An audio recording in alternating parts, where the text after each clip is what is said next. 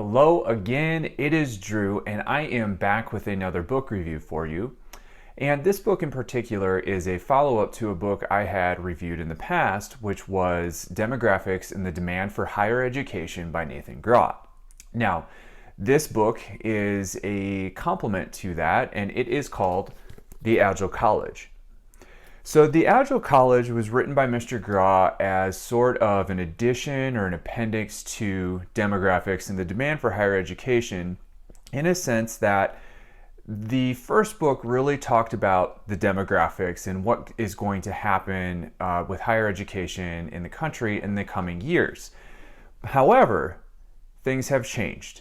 Many have said that the COVID-19 pandemic has served as a catalyst for the demographic change, and so we've started to see some of those changes already as early as fall of 2020 instead of 2025 as projected by that first book.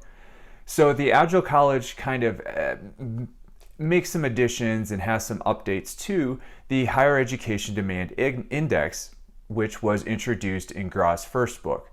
He had come across some new demographic data, so he was able to update those projections. And again, those are projections, not predictions. And it did sort of highlight a few changes that vary by region. Now, that is the first part of the book. And then the second part of the book talks about how you address these demographic and enrollment changes and highlights what some schools have done in particular in different facets of their operations. So going back to the updated Higher Education Demand Index, there are two really cool takeaways that I found. And one of them is, as projected in his first book, is we are going to see a much more diverse population of students within our higher education institutions. So what that means is enrollment may not change, but how we deliver education and those education services will change. And these schools need to be prepared for this, and they need to understand how to best reach the students to make the most impact.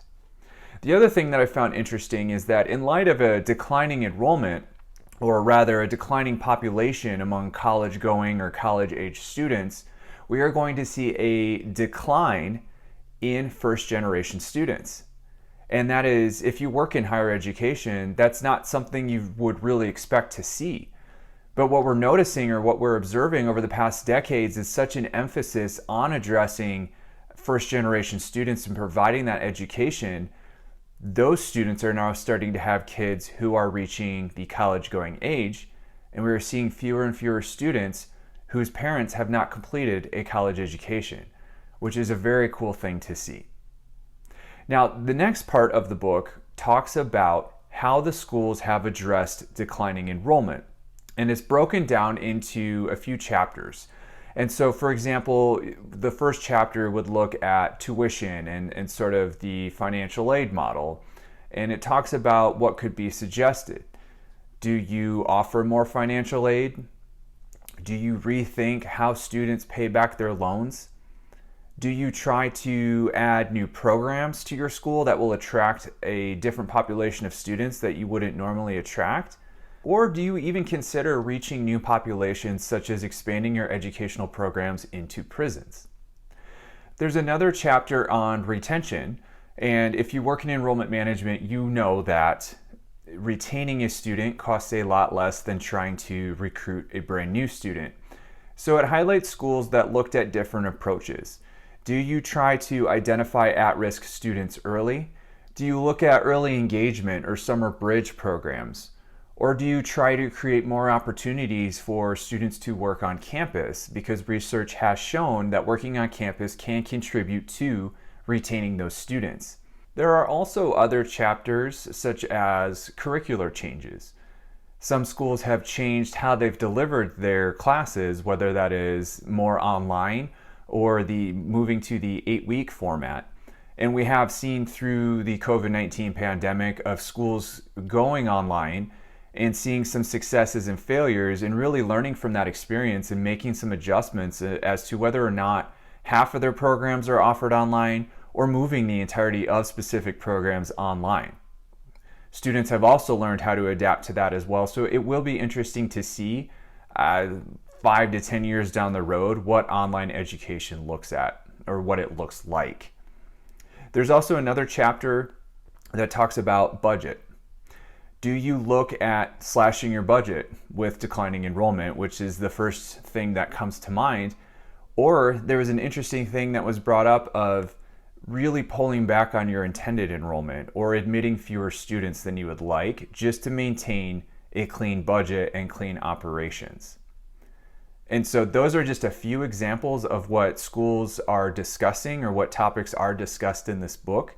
And if you are someone who works in higher education, or more specifically enrollment management, I highly recommend this book. And in my experience with a lot of ideas, there is a large gap between the ideation phase and the implementation phase. And not all of these ideas can be implemented at your school. And not all of these ideas really apply to your situation or your environment. However, what is valuable with these ideas and these topics that are discussed is that you can sort of take the concept, look at what's important and how it can be adapted to your current environment. Can you create a smaller program or a smaller version of this? Can you create a micro scholarship program?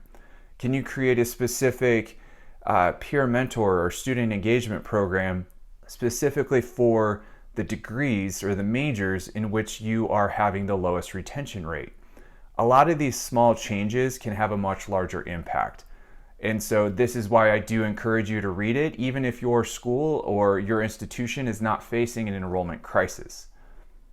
And what is particularly interesting is that the book notes that elite institutions will continue to grow.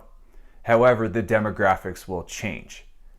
And with this growth and with this change, it may not have such a large ripple effect on other institutions, but it goes in line with the changing demographics that I had discussed earlier.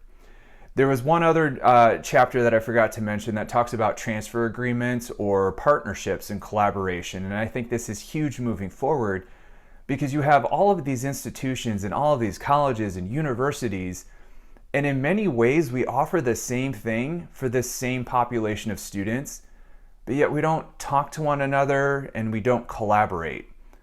And not only is that a little choppy in terms of how we operate, it's also kind of messing with the student and it's making the student confused. Because if this school is doing one thing and this school is doing the exact same thing, what's the difference?